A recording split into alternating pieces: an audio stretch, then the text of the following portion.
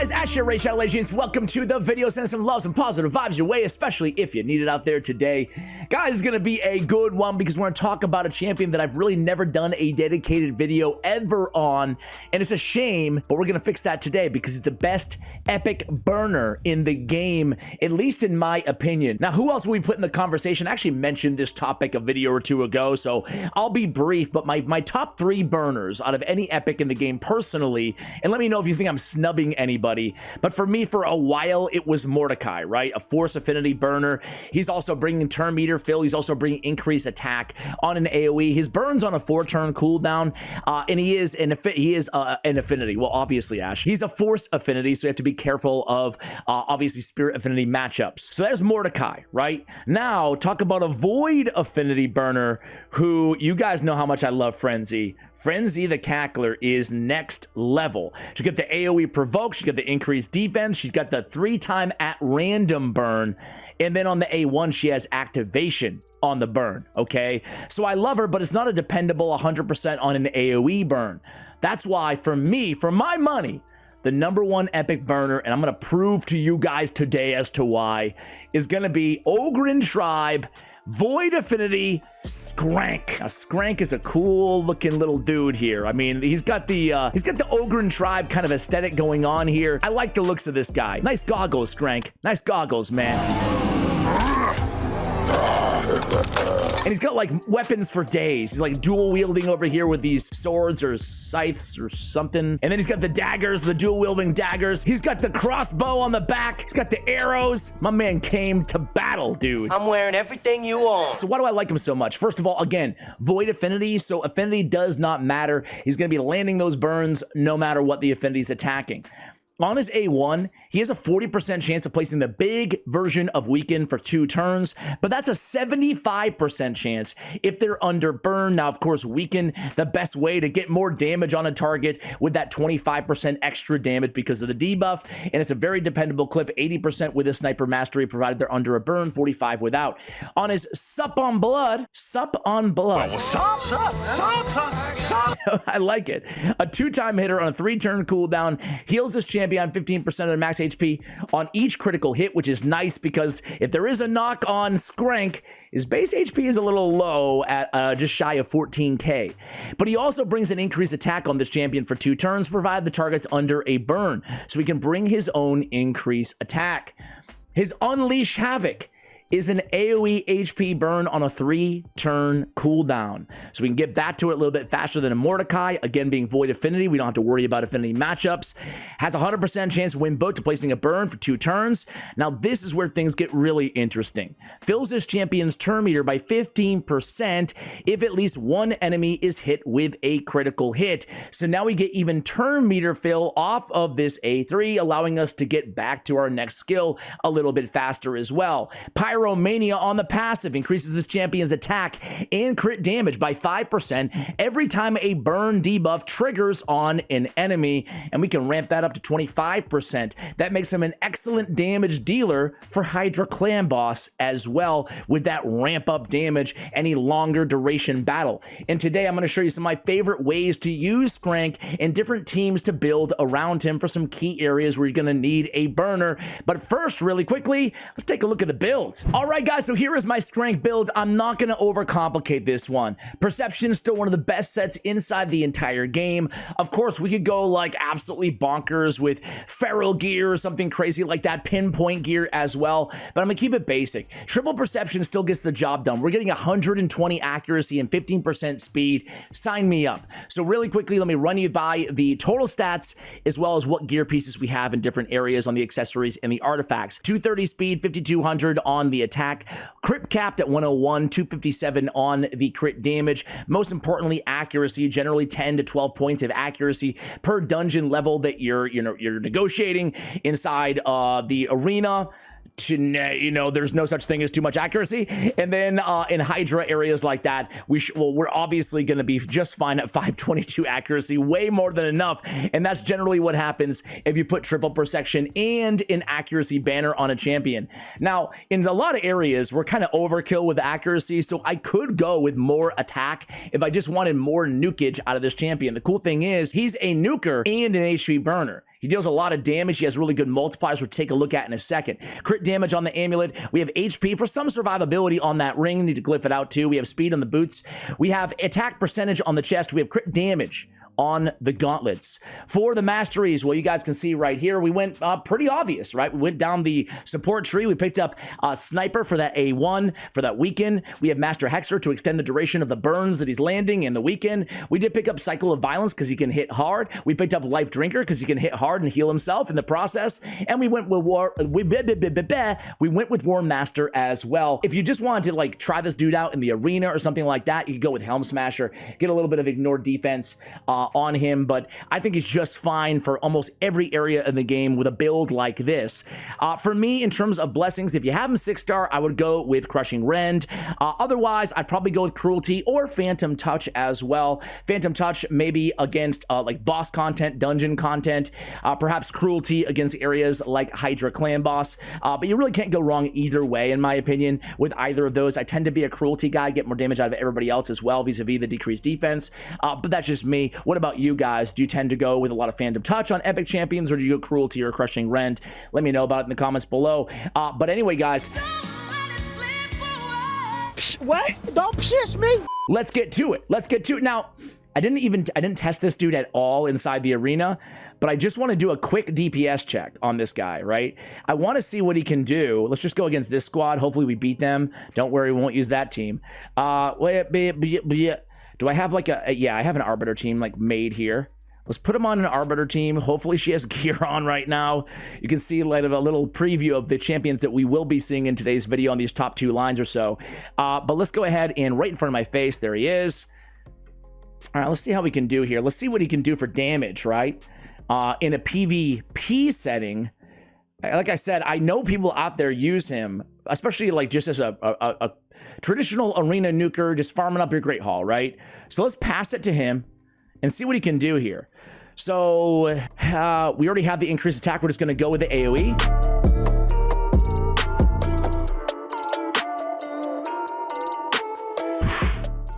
I mean, that was really freaking nice damage, even though we're going to wipe now.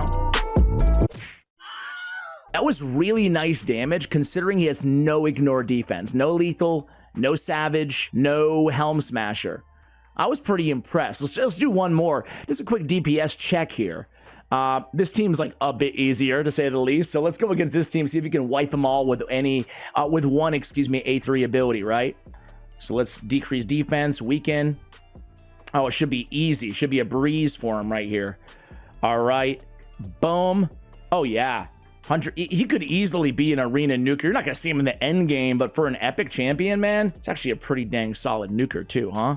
Jeez. I was actually not ready for that damage to be quite that high on him. I was thinking like 40k against the first team, not 60k. Maybe like 80, 90, not 130 on the second team there. What do you take me for? But anyway, guys, where are we going to be using this champion mainly? Well, every area in the game where you need a burner, right? So like Spider. Threw this Spider team together. Basically, what are we looking for here? We're looking, I should have just went on auto. You can obviously auto this. There we go. So we have UDK to protect. Adcheck the Wenderin is like the perfect pairing if you have this dude, right? The big white guy there, the Demon Spawn champion, the Force Affinity, second from the right next to Miscreated Monster between UDK.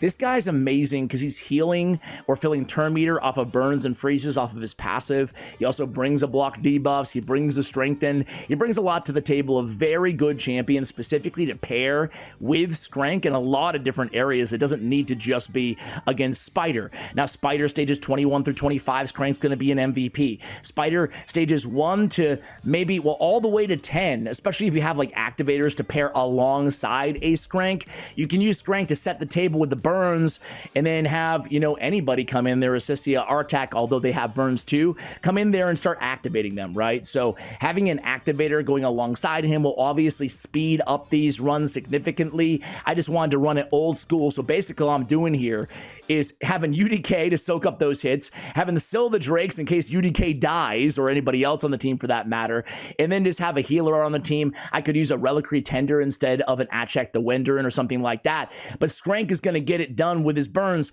Now I also have Miscreated Monster. He provides a very nice shield in Spider, which is very, very helpful, of course, but he also provides a stun. So does Seal of the Drakes. Drakes though, so having those spiralings stunned while they're burning but not dead is ideal to speed these runs up as well. So let me take you to the end screen here because these burns have almost got the job done, and then we'll go into Ice Golem. All right, guys, and to the surprise of absolutely nobody, almost 10 million damage out of Skraank, just getting the job done there. All right, let's go into Ice Golem. Ice Golem normal, Ice Golem hard. This guy's got you covered either way. Let's go against a Void stage. How about Ice Golem hard 6?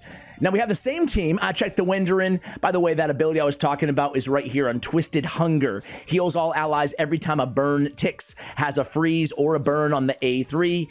Very good champion. We have Scylla the Drakes. We have UDK. I put Ugo in there as a block buffs and a decreased defense champion. Also has a little cleanse, has a heal. You guys know Ugo. She's got everything. She's amazing. The cool thing, and another reason I just love this guy in Skraank, right, is he can be your nuker against wave content. Obviously, there's going to be a lot of damage just by the burn, but man, his nukes do so much damage too, so he's going to help you clear those waves a hell of a lot faster. The same thing applies to any area of these available in Centranos, in Curse City, or in Doom Tower floor content, man. He can clean up those waves because he's smacking, and at the same time, he's burning.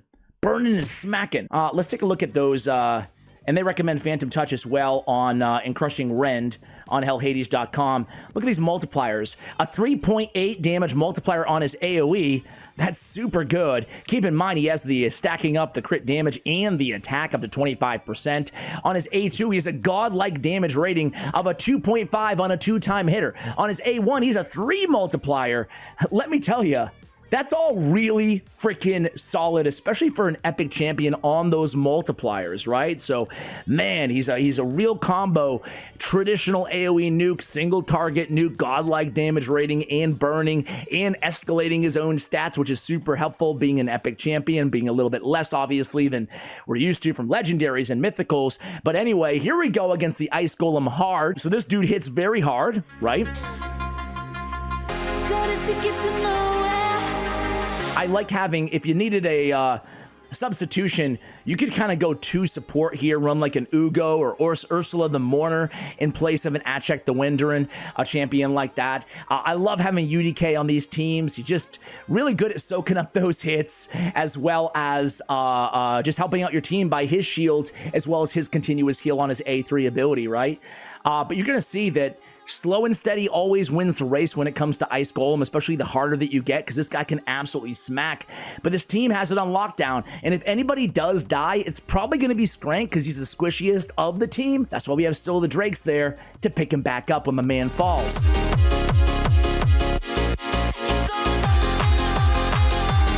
right, I'm going to come back to you guys at the end of this battle because, frankly, it's a little boring, and you guys probably get the gist of it.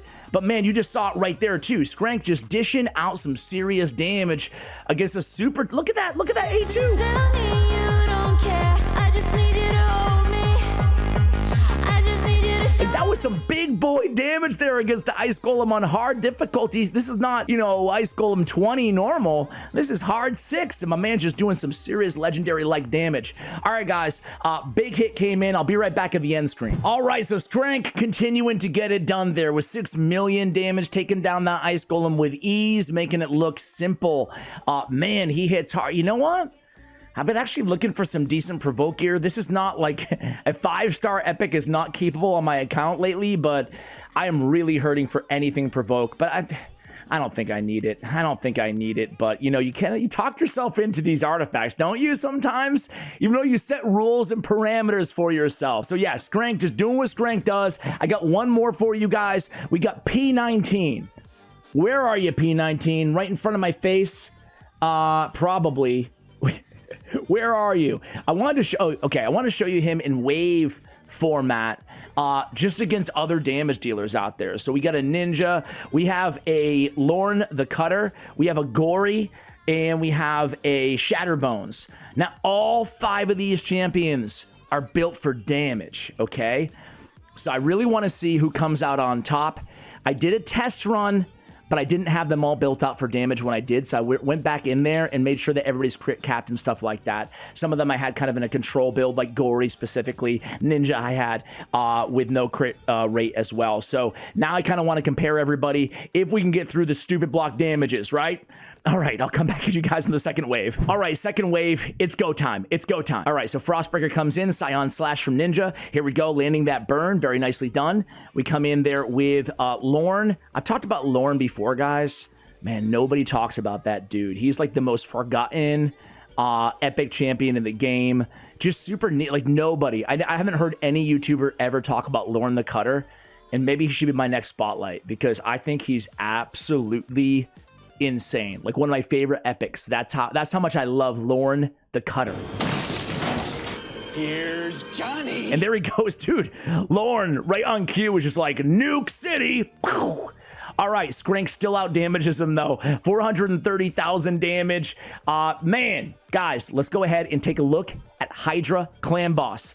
I've got a team all prepared for you guys. I wanted to do an all epic team. I'm gonna go in hard. And here's the team we have set for you guys. We have Tagore, we have Skraank, we have Doom Priest, we have a Kempton, we have Ugo, and we have Inquisitor Shamil. So Inquisitor and a Doom Priest, you could argue maybe a little bit of overkill on the cleansing of the fears, the true fears from the Head of Torment. But, you know, at least I know I'm not going to have to deal with it, right? Obviously, Ugo is a superstar S tier for Hydra.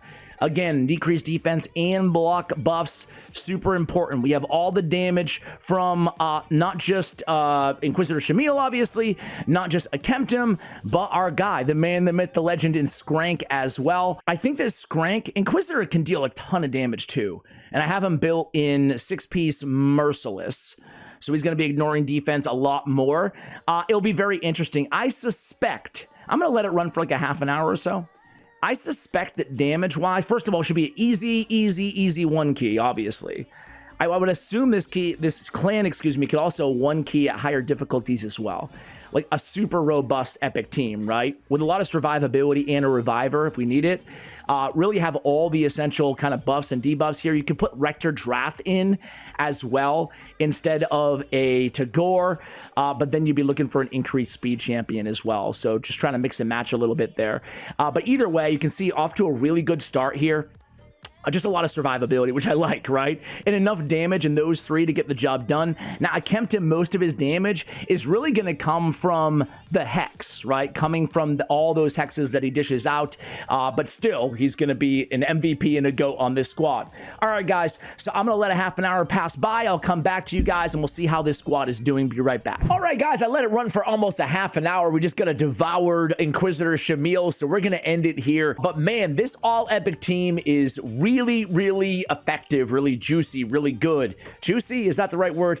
Either way, I love them, right? So Inquisitor putting out 15 million, Skraank with 16 million, and a Kempton with 16 million damage. Keep in mind, that was mainly the Hex damage, right? So really a great blend of support, of heals, of cleanses, increased speed, HP burns, raw damage, you name it. This all epic team definitely has that. And I love constructing teams around each of these powerhouses. Skraank, as we said, man, he's good anywhere you need a burner. Again, I hope that you're convinced at the end of this video that he is the best epic burner, although there are a few options in that conversation as well that we mentioned at the top of the video. Guys, that's going to do it for this video. Let me know if you have a favorite champion of any niche in the comments below, and maybe I'll do a guide on them in the future. Thanks for watching, and as always, take care, guys.